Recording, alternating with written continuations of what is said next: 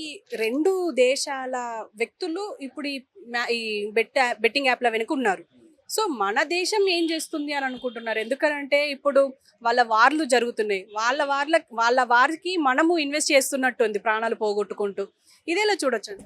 So చెప్తున్నా కదండి 1.4 billion people మనం. So it's a chaotic country.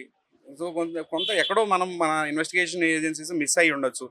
But ఫైనల్గా ఇప్పుడు విక్టిమ్ బేస్డ్ కంప్లైంట్స్ ఎవరు చేయట్లేదు. అదే కదా ఎడ్యుకేట్ చేయాల్సింది మనం. మీడియా పరంగా కానీ ఎవరైనా సరే యూట్యూబర్స్ ఇన్ఫ్లుయెన్సర్స్ కానీ ఎవరైనా ఏంటంటే ప్రజల్ని ఎడ్యుకేట్ చేసి మోటివేట్ చేస్తే వాళ్ళు వెళ్ళి కేసులు పెట్టినప్పుడు ఇలాంటి విషయాలు తెలుస్తూ ఉంటాయి.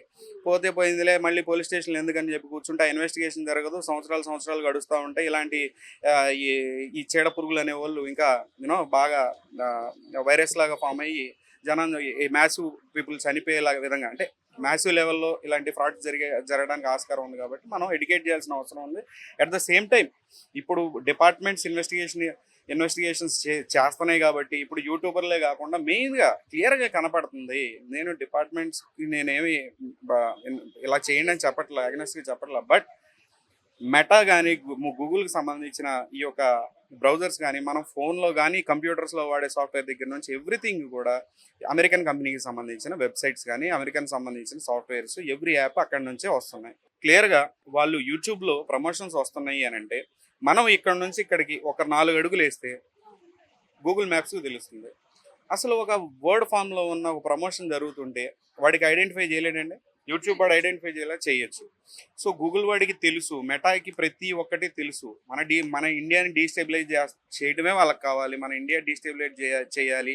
మన గ్రోత్ ఉంటే కనుక డాలర్ వాల్యూ అనేది పడిపోద్ది. కాబట్టి మన డీస్టెబిలైజ్ చేస్తే డాలర్ వాల్యూ పెరుగుద్ది. కాబట్టి వాళ్ళు అంతే చేస్తుంటారు. ఇన్వెస్టిగేషన్ ఏజెన్సీస్ ఇన్స్టెంట్గా ఈ యొక్క ప్రమోటర్స్ని పక్కన పెట్టి ప్రమోటర్ నుంచి హెల్ప్ తీసుకోవాలి. నన్ను అడిగితే ఇప్పుడు ఐసిస్ ఉందండి. చాలామంది హైదరాబాద్ యూత్ తెలుసో తెలియకో మోటివేటెడ్గా వెళ్ళారు, ఐసిస్లో జాయిన్ అయ్యారు, మళ్ళీ తిరిగి వచ్చారు అన్నీ తెలుసుకొని.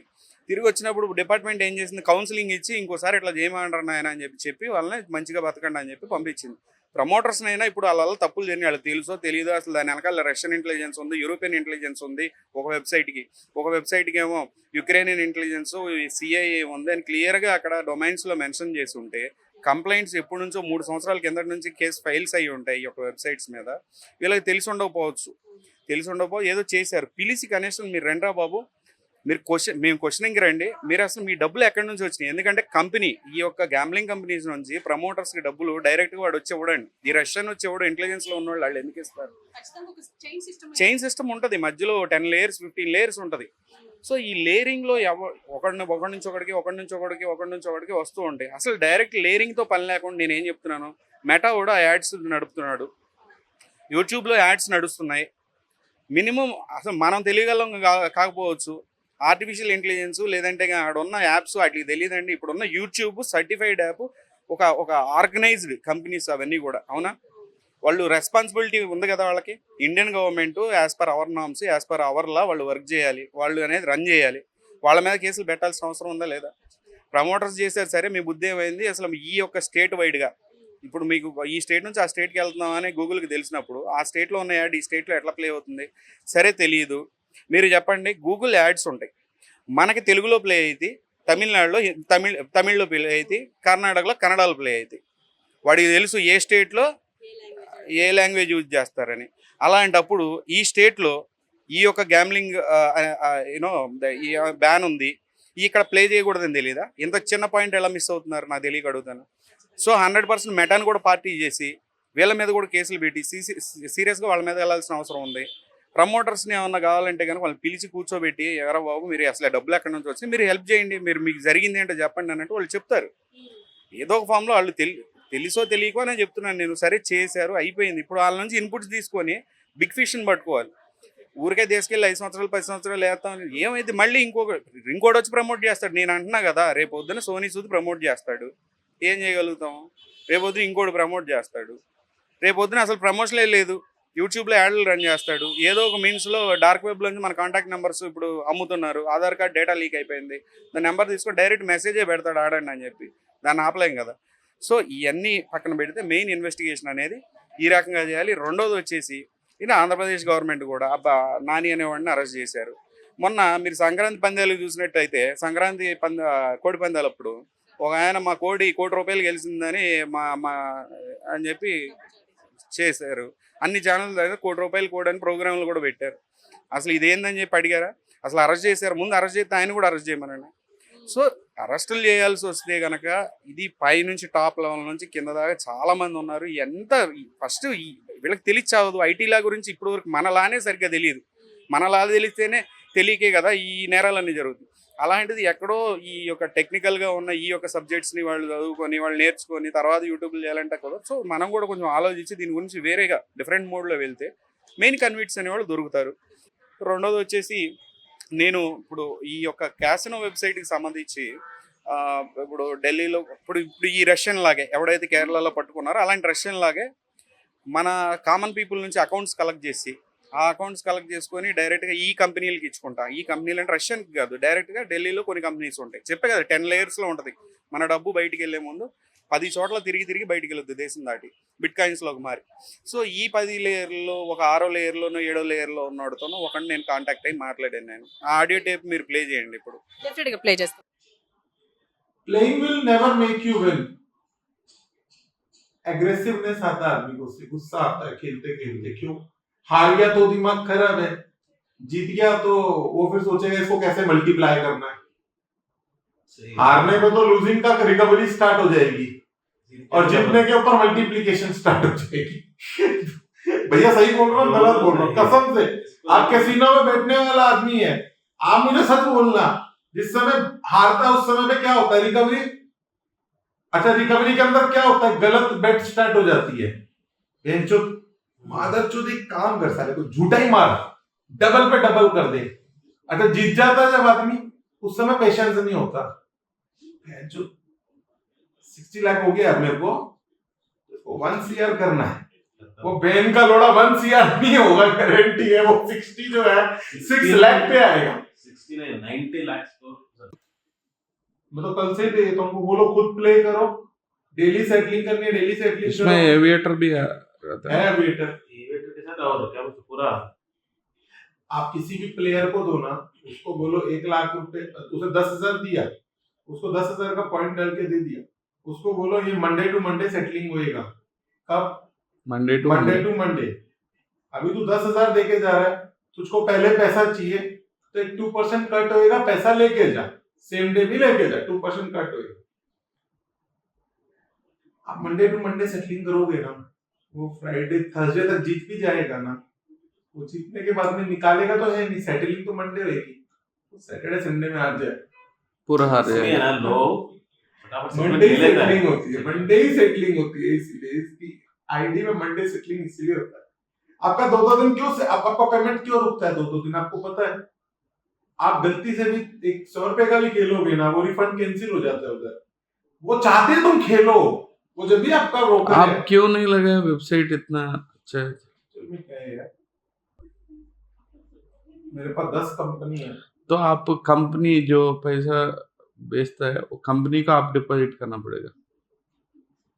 तभी तो वो मेरे पे ट्रस्ट कर रही है. मेरा डिपॉजिट है तभी तो वो आपके अकाउंट में पैसा डाल रहे हैं. तो ऐसे कोई किसी के अकाउंट में कैसे पैसा डाल सकता है? वो आपके भी account- यही का है ना, चाइनीज है. और हाँ, चाइनीज है वो. टोटल चाइनीज ही रहते हैं. चाइनीज अपना इंडियन करेंसी कैसे चलेगा? मुझे समझ में नहीं आ रहा. यूनिवर्सिटी में चाइनीज. मैं आपको क्या बोला, जहाँ आपकी सोच बंद हो जाएगी ना, वहाँ उनकी सोच स्टार्ट होती है. सिर्फ इतना चाइनीज का बहुत पावरफुल माइंड है. अपना लैंग्वेज समझ में आता है उसको. चाइनीज ट्रांसलेटर उसके भी ट्रांसलेटर है. हम जो बोलेगा एवरीथिंग. मैसेज पे बात करते हैं ना, ट्रांसलेटर है. ट्रांसलेटर. वो लोग अपनी चाइनीज भाषा में हमको लिख के भेजते हैं, हम उनको इंडियन इंग्लिश लिख के भेजते हैं. वो ट्रांसलेट होता रहता है हमको. दुबई में इसे कैसे एक्सेप्ट कर रहे हैं लोगों को समझ में नहीं आ रहा. क्यों? दुबई तो बीच में बंद कर दिया था 5 साल 4 साल. एशियन कंट्रीज के लिए दुबई में कोई प्रॉब्लम नहीं है. कुछ भी चला लो. हाँ, मैं कंपनी खोलूंगा दुबई में खोल सकता है, कुछ भी कर ले. कुछ भी कर ले. 11,000 दराम लगेगा. 11,000 दराम को कर लो आप. कितना? 11,000. 11,000 मल्टीप्लाई बाय 24 कर लो, आपको कंपनी खुल जाएगा. LLC. मतलब 11 लाख में? 2 लाख नहीं, 2-3 लाख में. 2-3 लाख में? 11,000 dirhams. 11,000 multiply by 22. క్లియర్ గా వాడు చెప్తాడు, నా దగ్గర 10 కంపెనీలు 20 కంపెనీలు ఉన్నాయి, నేను డైరెక్ట్ గా దుబాయ్తో నాకు లింక్స్ ఉన్నాయి, చైనా నుంచి మాకు ఇలా హెల్ప్ అందుతూ ఉంటుంది. అంటే చైనా ఏంటి కమిషన్ బేసిస్ మీద వర్క్ చేస్తుందా? లేదని అంటే కానీ, ఎందుకంటే ఇన్ని వేల కోట్లు ఇన్ని లక్షల కోట్లు ఇండియా నుంచి దాటుతుంది అని అంటే ఏంటంటే ఇంటెలిజెన్స్ ఏజెన్సీలు మనం అర్థం చేసుకోవాల్సిన ఈ 2 కంట్రీస్ ఉన్నాయి ఎదురుపోదు. సో ఈ డబ్బు పోతుంటే ఈ డబ్బు బయటికి వెళ్ళడానికి దీని మోడస్ ఆపరేంటి మొత్తం రన్ చేస్తుందంతా చైనా ఏంటంటే దీనిలో ఎంతో కొంత కమిషన్ పక్కన పెట్టుకొని వాడు చెప్తాడండి చాలా క్లియర్గా దీనిలో. వాళ్ళు చాలా మనకంటే 100 అడుగులు ముందుంటారు, వాళ్ళు చాలా తెలివిగా ఉంటారు. మాతో కాంటాక్ట్ అయినప్పుడు ఇలా చెప్తారు మాకు ఏం చేయాలి ఏంటని. దుబాయ్ నుంచి అన్ని ఆపరేషన్స్ జరుగుతున్నాయని చెప్పి ఉంది. సో ఇది డైరెక్ట్గా ఇది స్టేట్ లెవెల్లో కాదు, డైరెక్ట్ సెంట్రల్కి కూడా దీనికి ఒక రిపోర్ట్ సబ్మిట్ చేసి ఏం జరుగుతుందని సెంట్రల్ ఇంటెలిజెన్స్ ఏజెన్సీలను కూడా ఇన్వాల్వ్ చేసి ముందుకు తీసుకెళ్లాల్సిన అవసరం ఉంది. అలానే ఈ చిన్న యూట్యూబర్స్ని తీసుకెళ్ళి లోపల వేసినంత మాత్రాన ఇది ఏం మారదు, ఇది రన్ అవుతూనే ఉంటుంది. నిన్న నేను ఒక వీడియో చూశాను, నాగూర్బాబు గారు చాలా క్లియర్గా చెప్పారు. ఇప్పటికీ పరి మ్యాచ్ ఓపెన్ అవుతూ ఉంది, 1x బెట్ ఓపెన్ అవుతుంది, అన్ని వెబ్సైట్లు ఓపెన్ అవుతూ ఉన్నాయి. సో మనం ఫైట్ ఎటు వెళ్తుంది అనేది నాకు అర్థం కావట్లేదు. సో మీరు ఇంత ఇన్వెస్టిగేట్ చేస్తున్నారు అంటే ఇంత నాలెడ్జ్ ఉంది, ఇప్పుడు ఎక్కడ రూట్ కాజ్ ఎక్కడి నుంచి స్టార్ట్ చేయాలో కూడా మీరు చెప్తున్నారు. సో మీరేమనుకుంటున్నారు, ఇదంతా వర్కౌట్ అవుతుంది అని అనుకుంటున్నారా? ఎందుకు అని అంటే ఇప్పుడు మనం చూస్తూనే ఉన్నాం, మొన్నటి వరకు డ్రగ్స్ అన్నారు, జస్ట్ రాడిసన్లో దొరికారు, అక్కడ దొరికారు, ఇక్కడ దొరికారు అన్నారు, అక్కడ ఆపేశారు. అండ్ ఇలా కొన్ని తీసుకొస్తారు, అక్కడ స్కామ్ అయింది, ఇక్కడ స్కామ్ అయింది అంటారు, మళ్ళీ దాని గురించి మళ్ళీ ఊసు ఉండదు. ఇప్పుడు ఇది కూడా కొన్నాళ్ళ ముచ్చట్నే అని చెప్పేసి కొంతమంది వాదన, మీరేమంటారు? అంతేనండి, ఇప్పుడు యూట్యూబర్స్ని తీసుకెళ్లి లోపల వేసేసి ఇన్వెస్టిగేషన్ అంటే ఏమి ఉండదు, కొండదోవి ఏలికని పెట్టినట్టే ఉంటుంది సింపుల్గా చెప్పాలంటే. ఇప్పుడు మీ పిలవండి, ఇప్పుడు ఉన్నోళ్ళు ఎవరైనా సరే, ఇది యూట్యూబర్స్ ఎవరైతే వాళ్ళ మాటలు మనం వింటూ ఉన్నాం, ఎక్స్ప్లెయిన్ ద డైజెస్టివ్ సిస్టమ్ అని అడిగారు అనుకోండి, it start with right hand and ends with left hand అని చెబుతారు తప్పితే పూర్తిగా డేటా అనేది వాళ్ళకి తెలియదు. ఇది ఏం జరుగుతుందని ఊరికి డబ్బులు తీసుకున్నారు, ప్రమోషన్లు చేయాలి, కోటి ఇస్తున్నాడు, దేనికి ఇస్తున్నాడు ఆ కోటి, మనం అంటే ఏదైనా ఇల్లీగల్ వర్క్ చేస్తున్నామా ఉంది, కానీ వాడికి ఏం కనపడలా. అంటే కనీసం అనాలిసిస్ చేయాలి కదా, ఇంత డబ్బు మనకి ఎంత ఎలా ఇస్తున్నారు. సరే అయిపోయింది, ఇది అయిపోయింది, ఇప్పటికైనా మనం చెప్తున్నారండి మన డిపార్ట్మెంట్స్ కూడా అసలు ఎలా జరుగుతుందని వాళ్ళే సరిగ్గా ఆన్సర్ చేయగలరు. నిజంగా చెప్పాలంటే ఈ కంపెనీస్ మిమ్మల్ని ఎలా అప్రోచ్ అయినాయి, ఈ డబ్బు మీ దగ్గరికి ఎలా వెళ్ళింది అనేది వాళ్ళని కూర్చోబెట్టి కొడితే అయ్యే పనులు కాదు. వాళ్ళని డీకాయిస్గా వాడి వీటిని బ్రేక్ చేసుకుంటే వెళ్ళాలి తప్పితే వాళ్ళని తీసుకెళ్ళి లోపలైతే ఏమి రాదు, బొడి తప్పితే ఏమి రాదు. అది నేను చెప్పదలుచుకున్నాను. స్మూత్ గా వాళ్ళని డీల్ చేస్తూ వెళ్ళాలి అని అంటారు. అంతే. ఇప్పుడు నేను అదే చెప్తాను అండి, వీళ్ళని అరెస్ట్ చేయడమే కాదు, అట్లా అరెస్ట్ చేయాల్సి వస్తే పెద్ద పెద్ద సెలబ్రిటీలు చేయాలి, అవ్వదు కదా. వీళ్ళని మాత్రమే ఇట్లా అరెస్ట్ చేసి ఊరుకున్నారు అనుకోండి, అది చూడటానికి కూడా బాగోదు. అంతే కదా, ఏదో 1 సైడెడ్గా ఇట్లా ఏదో వాళ్ళు ఏం చేయలేరు కాబట్టి లాయర్లు లేదు పెద్ద లాయర్లు పెట్టుకోలేరైనా, లేదంటే కనుక అట్లా చూడకూడదు కదా. చేస్తే ఫుల్ ఫ్లెడ్జ్డ్గా చేయండి ఫైట్ని. లేదని అంటే కనుక ఆపేసేస్తే వేరే వాళ్ళన్నా తగులుకుంటారు, దీని గురించి ఐడియా ఉన్న వాళ్ళన్నా టేక్ కేర్ చేస్తారు. ఇది పూర్తిగా మొన్న చెప్పాను వీడియోలో చెప్పినట్టుగా క్లియర్గా మీరు ఈరోజు స్టార్ట్ చేసి మీరు ఫుల్ స్టాప్ పెట్టాల్సిందే. పెట్టకపోతే మీరు కామా పెట్టి వెళ్తే రేపు పొద్దున ఫ్యూచర్లో వచ్చేవాడు మీకంటే డబల్ ఫైట్ చేయాల్సి వచ్చింది. జనం పట్టించుకోరు, ఇది 1 year బ్యాక్ వచ్చిన సబ్జెక్టే, ఏముంది దానివల్ల ఏముండదు బూడిదే అని చెప్పి అనుకుంటారు. అందుకని ఇంకా జనం మోసపోతూ ఉంటారు. సో వీటిని ఎరాడికేట్ చేయాలన్నా చేయాలన్నా సరే ఇవన్నీ ఒక దీనికంటూ ప్రాపర్ ఫార్మేట్ ఉంది, ఆ ఫార్మేట్ ప్రకారం వెళ్ళాలనేది నా అభిప్రాయం. Thank you sir, thank you very much. అంటే మీరు ఇలాంటి అప్డేట్స్ మాకు చెప్తూనే ఉండాలి, ఎందుకంటే మాకు తెలియని లాంగ్వేజెస్ కూడా చాలా ఉన్నాయి, అంటే తెలియని నాలెడ్జ్ కూడా ఉంది. సో మీరు మాకు తెలియని నాలెడ్జ్ని చాలా ఇస్తున్నారు. Thank you very much sir. So చూసారు కదా, మొత్తానికి అంటే ఇప్పుడు ఒక ఇన్ఫ్లుయెన్సర్సే లేరు దీని వెనక, ఇంకా చాలా మంది ఉన్నారు. అంటే మొదటిగా అంటే మనం చూస్తూనే ఉన్నాం, ప్లే స్టోర్లో కానీ ఈ యాప్లు కనిపించవు, కానీ ఏపీకే రూపంలో మనకు గూగుల్లో కనిపిస్తూ ఉంటాయి. లింకుల ద్వారా అంటే టెలిగ్రామ్ లింకుల ద్వారా మనకు ఈ యాప్లు డౌన్లోడ్ చేసుకోవడానికి అవైలబుల్ ఉంటాయి. ఈ 1x కానీ ఈ పరి మ్యాచ్లు కానీ డైరెక్ట్గా మనకు టీవీల్లో డిస్ప్లే చేస్తూ ఉంటారు, యాడ్స్ ఇస్తూ ఉంటారు. మరి వీళ్ళపైన ఎలాంటి యాక్షన్స్ ఉన్నాయా? అండ్ ముఖ్యంగా ఇప్పుడు గూగుల్ పైన పెడితే కేసు కానీ ఇప్పుడు గూగుల్ పైన పెట్టాలి, మెటా మీద పెట్టాలి అంటే ఎందుకు అని అంటే ఇప్పుడు ఈ పరి మ్యాచ్ కానీ ఈ 1xbet.com కానీ ఇవన్నీ ఇతర దేశాలు ఉక్రెయిన్ అండ్ రష్యా ఇంటెలిజెన్సే ఇందులో ఇన్వాల్వ్ అయ్యింది అని చెప్పేసి అంటున్నారు. మరి ఇంటెలిజెన్స్ ఇన్వాల్వ్ అయ్యి ఉంది అని అంటే మరి ఇండియన్ ఇంటెలిజెన్స్ ఏం చేస్తుంది అనే ఒక క్వశ్చన్ అయితే ఏర్పడుతుంది. మరి దీని గురించి ఒకసారి ఇప్పుడు ఈడీ ఎంటర్ అయింది కాబట్టి ఈడీ కూడా దీని గురించి ఆలోచించాలి అని చెప్పేసి ఆశిద్దాం. ఎందుకు అని అంటే ఒక పక్క ఇప్పుడు ప్రజలు జీవితాలు పాడవుతున్నాయి, ఓకే, కానీ ఈ డబ్బంతా ఏమవుతుంది, ఇది ఒక క్వశ్చన్ గా మిగిలిపోయింది.